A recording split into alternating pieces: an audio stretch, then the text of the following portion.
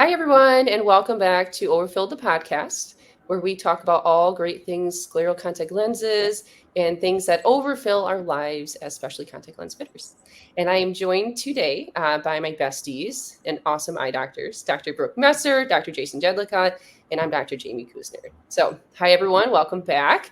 So, today we wanted to talk about our awesome time that we had at ICSC in San Diego last week. So we're going to talk all things ICSC, some cool clinical takeaways that we took from the meeting, just some awesome experiences that we had. So to start it out with, let's start with you, Jason. What overfilled you this week? Well, there were many things since I was with you guys at the conference for a few days, but I'm going to actually talk about something that overfilled me here. We have a patient who I've had the pleasure of fitting in scleral lenses recently, and it was a great experience for her, great experience for me, and she's a long-term patient of our clinic in general. We just found out that to show her appreciation for all that's been done for her over the years, she wanted to make a donation to our program, and found out today that donation is $500,000. So pretty cool when somebody has the means, but they choose to make a donation, in a way that will help other people again get the eye care and vision that she's been getting and gotten, paying it forward, so to speak. So just really neat when people do that. And I know we've probably all had experiences where people showed their appreciation, but that's a pretty big appreciation. And so that overfilled me to find that out today. It was really cool.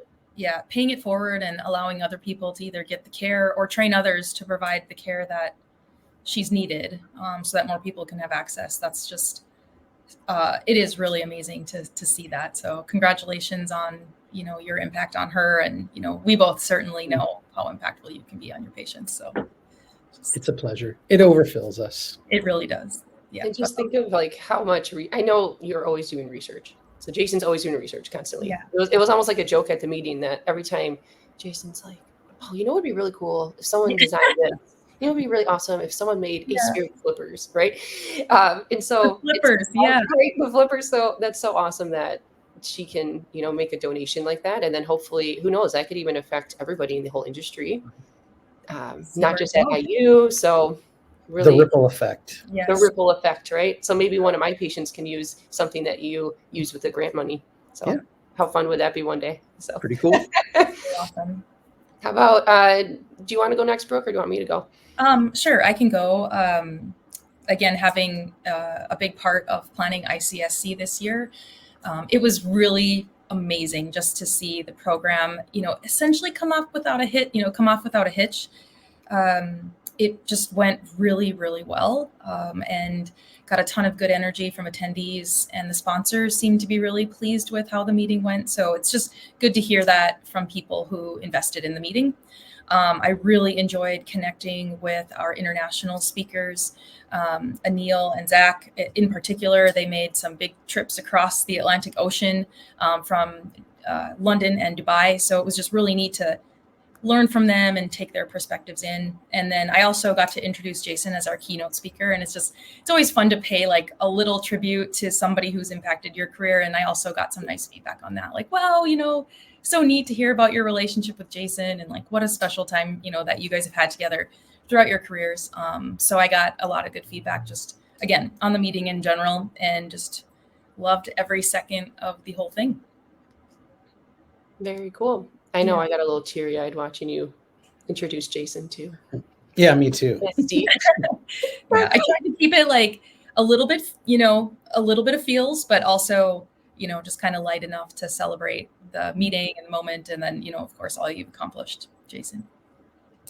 So my overfilled, for those of you that weren't at the meeting or maybe didn't catch it, we did this really cool project at my office with Bosch & Lomb. So I think I might have teased it a little bit in a different episode. So what we did was we actually had patient testimonial videos that have had their lives changed by scleral lenses. So it's almost like overfilled, but on a professional level, yes. Like cameras and sound. And I had 4 of my patients come in. and just share their journey with their vision, their frustrations with either keratoconus or LASIK, and then how their scleral lenses have really changed their lives. And it was so cool to see it up on the big screen. I had seen it a little bit before it was edited, and I watched it, and it was great. And then when I was watching on the big screen with the music, and I'm sitting next to Brooke and Carrie, who's like the lead consultant at Bosch, who's helping with the patients, and we're both like just like crying because it was so cool to see them share their stories, and it was amazing. So I'm hoping to get all that footage, and we can always share it here. I'm going to put it on my website because there was so many things that they said that they couldn't even involve in the footage, because each of them got interviewed for about like 30 minutes, and the whole video was like 7 minutes, I want to say, for all 4 of them. And it was just interesting when I was watching them being interviewed. A lot of them kind of said similar things unprompted. And it's really helped me also to become a better doctor, looking at their emotions at the early part of the journey. So it was just really, really cool and overfilling to me that way, to see the patients that I've helped. And every patient that we help with scleral has like a really similar story too. So even though they're my patients, I'm sure everybody has countless patients where even if they don't express it outwards, they're so grateful for us. Maybe they'll donate $500,000. Maybe they'll just bring a bar of chocolate. Maybe they'll say thanks and give you a hug. So. Yeah, well, your one patient is going back to school, which is, Right. that is life-changing to be able to change course of action. And then the other one that really touched me was the mom that really couldn't do anything after dark. So she, basically had to stay at home with her kid in the evening times because of her fear of driving at night. And so to be able to give a parent that kind of freedom, if they had an emergency, to feel confident to do something, or just to have the freedom just to go take your kid out to dinner, those kind of things. So those were kind of the two of the stories that stood out to me for the, opening up that future for them. All right. So since we went through what overfilled us from ICSC, I want to talk a little bit about kind of the nitty gritty stuff and what we learned from a clinical standpoint. And so, Jason, what did you learn from our speakers at the meeting? Well, honestly, as is often the case, a lot of what I learned happened after the conference in the hallway, or while we were having a cocktail on the patio or somewhere else. Again, the stuff that you learn from the international people is pretty cool, because like, how long have we been struggling to find a good cleaner to replace like Miraflow and stuff, right? And I have one now, and they sell it at a bigboxstore.com. What is it? Yeah, share it. Share the pearl. Hold on. Spill the tea. He's what do we call that? Look it up. Gatekeeping it. He is gatekeeping the cleaner. Well, I have it was. Well, sorry. While you look it up, I liked your conversation with Anil about big versus small lenses. Like Anil was saying that he routinely fits like 23 millimeter lenses on anybody, like he mentioned like, what is it? OT Clean. OT Clean. There you go. So that's like an alcohol-based one, kind of like alcohol-based cleaner, yeah. Miraflow and apparently. But that's what Anil was saying he uses. And then another thing he said, which again was completely changed my perspective, is he said a lot of his patients, they wear their lenses. At the end of the day, they take them out, they clean them, and they just leave them in the case dry. And then they get up in the morning, they clean them again and put them in. And they never store them in any liquid. They keep them dry all the time when they're not wearing them. And I thought, interesting. How would that impact wettability? Is there something, for these people who you're at your wit's end about wettability, do you actually literally try storing them dry? Is there some reason in some weird, wacky cases that the conditioning solution actually has a negative impact on wettability for that subset of population? I don't know, but it's something to try. So new cleaner, a new perspective on storing lenses. Obviously, you're not going to store lenses dry if it's hydropegged or whatever. But yeah, those are just a couple things. I'll think of some more before we're done, but I'll pass off the baton to Jamie here. Sure. Do you know what my favorite thing was? And you're going to hate it. It was your Keystone lecture. It was so good. I loved it too. It was so good. So, and I honestly, when I was doing the other panels throughout the weekend, I kept like tying back to it, especially about how. So, do you want to give like a 2-minute synopsis of your lecture, Jason, for those that didn't watch it or hear it? Okay. Like, what were the key takeaways? The key takeaways were the eyeball is not a static thing. It's in flux constantly in terms of shape, and we shouldn't kill ourselves trying to get a perfect fit because it's impossible. So you do the best you can and you get it the closest you can, and it's not going to fit the same a month after you fit it as it did the first day. And so if you're never making adjustments, you don't know what you're doing. Pretty much. So again, it's just that we can literally make lenses now to the 1 micron steps. Like I was talking with Charlie earlier today, and he's like, we're working on new lens designs, and he's like, what kind of increments should we make available for haptic adjustments, right? And I'm like, well, how about 25 micron steps? Because any less than that's pointless. And he said, okay, well, that's fine. I mean, I can make them as little as 1 micron steps. Like, that's where we are, though. We can make a lens with like 300 axis zones in 1 micron steps to fit something that's like constantly changing by dozens and hundreds of microns all the time. So the point is quit trying to make it so perfect. Yeah, the title was The Pursuit of Scleral Lens Fitting Perfection. Is it profitable or pointless?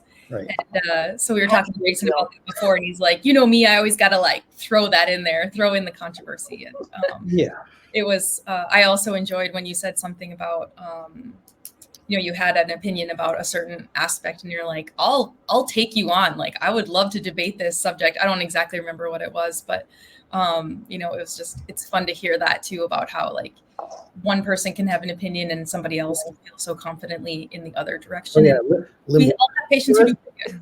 It's about the limbus. Touch was the discussion. It's about the limbus, yeah. It's always about the limbus. Any controversy, just wanted to. So speaking of that, and I'm going to throw out another name, and maybe this is another topic. So I learned well from Patrick Caroline about how to be controversial at the podium, right? Again, if any of you don't know who Patrick Caroline is, there's one of your call to action is figure out who Patrick is. Y'all probably should know if you're listening to the show, but if you don't, you better get on it. Yeah. So now maybe we have to have Patrick on the show in a few. Oh, that would be amazing. Yeah. So. Anyway, yeah, that. But when glad you enjoyed the topic. Well, it's funny because I kept saying, like, even going back to my office this week, it's like, just dispense the lens, right? And Jason used to say this when I was a resident too. I'd be like, should I change, the peripheral curves like a little bit? And he's like, Jamie, just dispense it. Like, just dispense, like, because sometimes just let it go, because the eye is going to change anyway over the next couple of weeks. Like, obviously you don't want it ill-fitting, but usually what I tell patients too, especially with edge lift, like, okay, I know you can feel the lens a little bit. It's a little bit loose, but a lot of times it will just self-resolve itself. I don't want to sit there and try to tighten it, steepen it, and then boom, they get allergies, and then their conj is swollen and the lens is stuck to their eye. Or it's that pursuit of perfection. I even had that with an ortho-K patient yesterday. I'm looking at the maps and I'm like, it's slightly decentered. The patient is happy though. They have no complaints. And I almost just like slap myself, like, just, it's fine. It doesn't need to go in a textbook. You're fine. If anything, it's probably better for myopia management, is what we've learned. It's actually better. Discussion. There we go. It's actually better. No, don't start that discussion. We'll debate that one too. What? Okay, well, just let it go. But I like that. It made me feel. No, because I know what you're saying, because that's the latest thing is when the lens decenters, you actually get better control. Yeah. But that's the poor man's way of doing it. That's what I would call the hacker's way of doing it. Why wouldn't you actually make the lens center properly, but just put the ring in closer to the center? Well, yes, that's a goal, but it's an eye. It doesn't always come out that way. I'm just saying that you shouldn't accept a terrible fit if you can do better either. It's true. And so I will go back to one other comment, and I don't mean to take up all the time here, but there is a difference between fitting a scleral lens and an ortho K. And we talk about how there's so much the same process, but the cornea is a perfectly rigid, the cornea doesn't change from day to day. The cornea is static for the most part, right? I mean, other than what you purposefully do by reshaping the cornea to size. But the sclera and conj way, way different. So you could be a lot more geared towards pursuing perfection with a corneal lens than with a sclera. All right, I'm done. So he didn't put that in his keynote. So now I have to go back and. We didn't talk about ortho K. Oh, now what? What did you learn, Brooke? Other than how to put a meeting together, which I can't imagine your that work was a big learning process, and already like gears are turning for next year, and super excited about that. And again, we're kind of going in where what you mentioned, Jason, that we're hoping to have more discussions that mimic the conversations that you have in the hallways of the meetings, and kind of get to the point on exactly how to do things. So I think next year is going to be a big year for ICSC, and definitely going to employ you both to participate again, if you're willing. But anyway, so what I took away was I've really been curious about fenestrations, and so I really enjoyed my conversations with Dr. Bita Ascari on her use of fenestrations in her lenses, and just kind of understanding where they're most applicable and when they help patients. So I thought that was really helpful.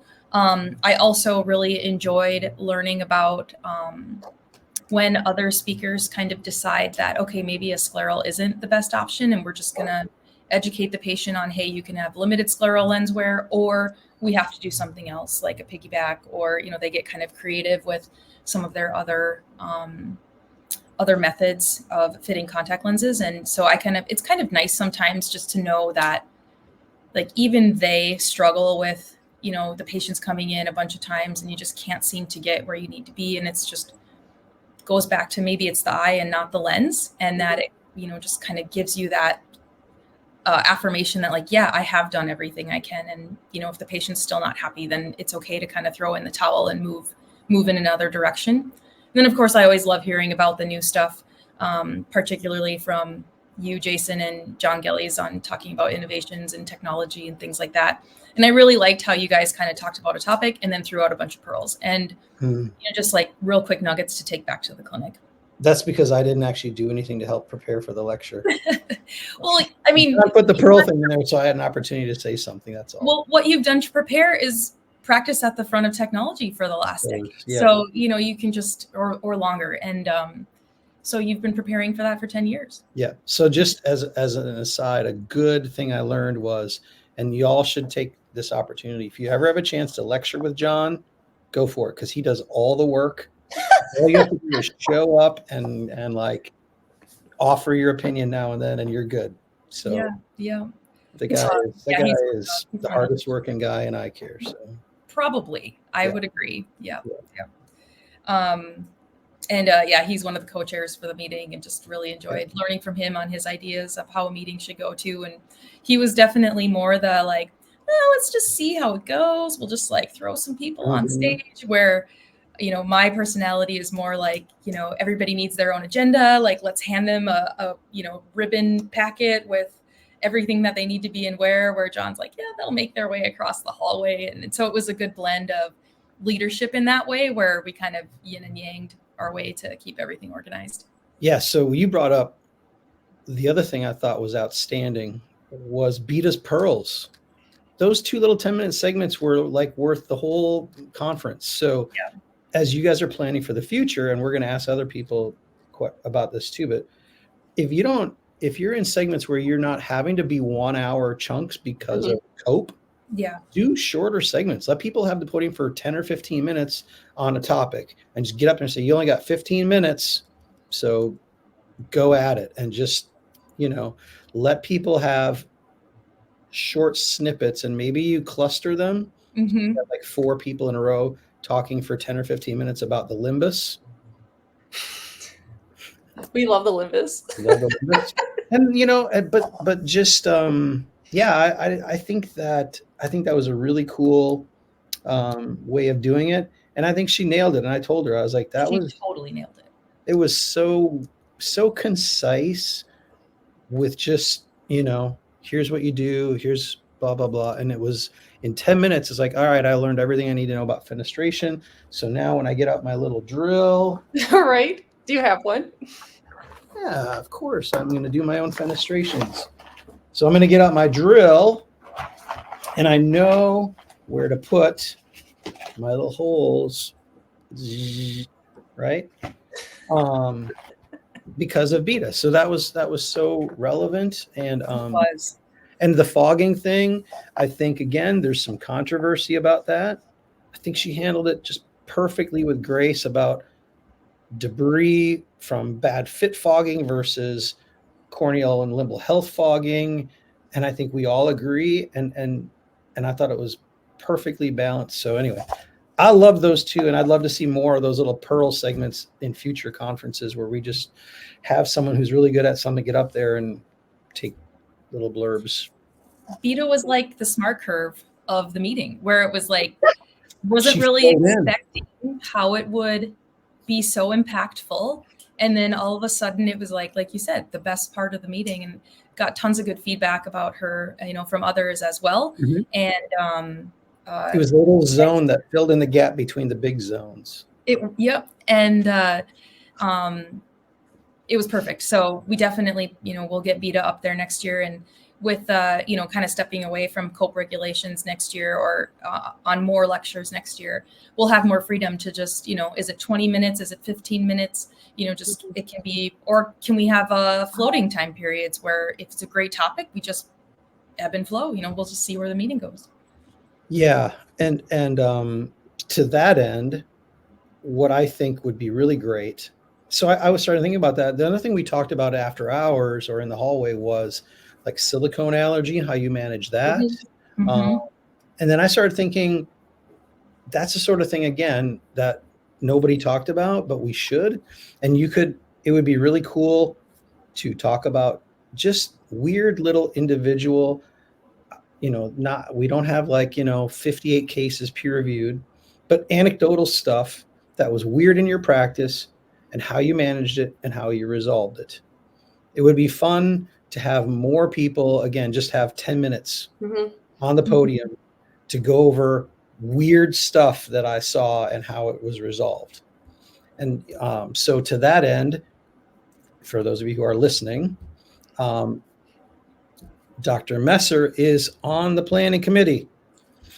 So if you have a good idea for like a pearl, a nugget, a case that is really crazy that you resolve somehow with an off the cuff way of doing it, okay, let us know, because she might be able to get you on the program next year so you can teach the rest of us. So yeah, our call to action. That's our call to action. So suggestions for ICSC. We should do like ICSC after dark. Yeah, because that's when all the pearls come out. That is a good idea. But we want to get those pearls on the stage is the idea. So if you've like with Anil, with the cleaner that he uses, I didn't know that. How many people know that? If you have like a cleaner that you found, it's like, oh, I have this cleaner that I found that nobody knows about, or and how you resolve it, or if you have any other little weird things that patients do that actually work out, that are non-traditional, again, like storing their lenses dry, or I know people used to say they had their patients clean their lenses with Dawn dishwashing detergent because it strips the oils, blah, blah, blah. Okay, I don't know if that works. I always move people out of that. But if you've got a case that shows how stuff like that works, that's like off-label. It's not COPE approved, so we can talk about it, right? If you have off-label stuff, those would be really cool cases to talk about in front of the whole meeting. Yeah. And we're actually thinking about doing something like the resident rapid fire, but with other, with real practitioners. So maybe, people that don't get a lot of time on the podium, but certainly do some cool volume or cool cases with decent volume and lots of experience to share, because not everybody loves to get up on the podium, but they still have pearls worth sharing.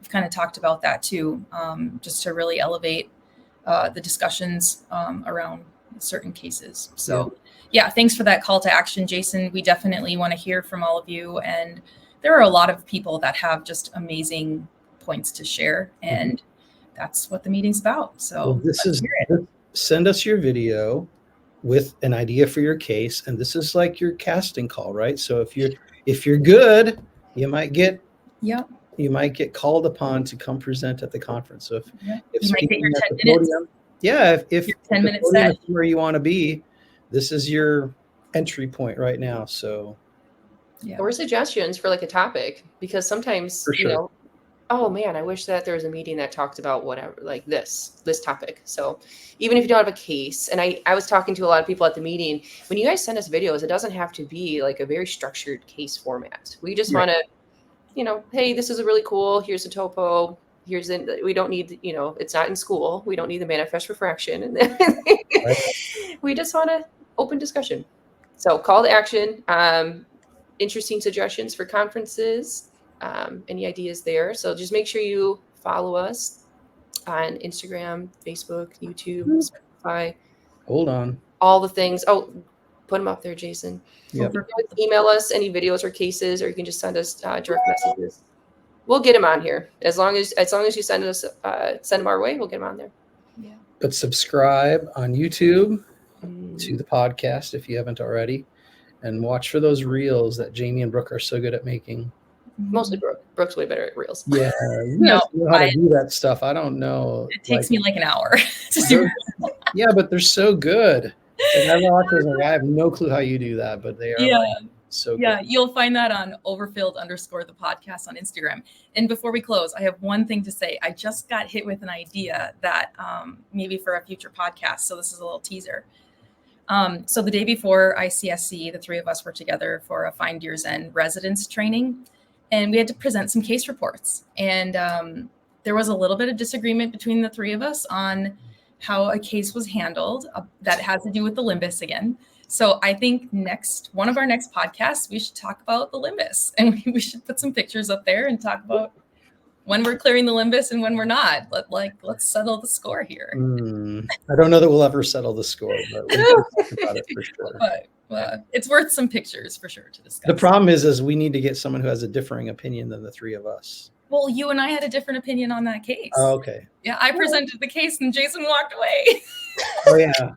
No. But you proved your point with your picture later of the scarred over peripheral cornea. Yeah. So then I understood why you were saying this. So if y'all want an episode about the limbus, let us know.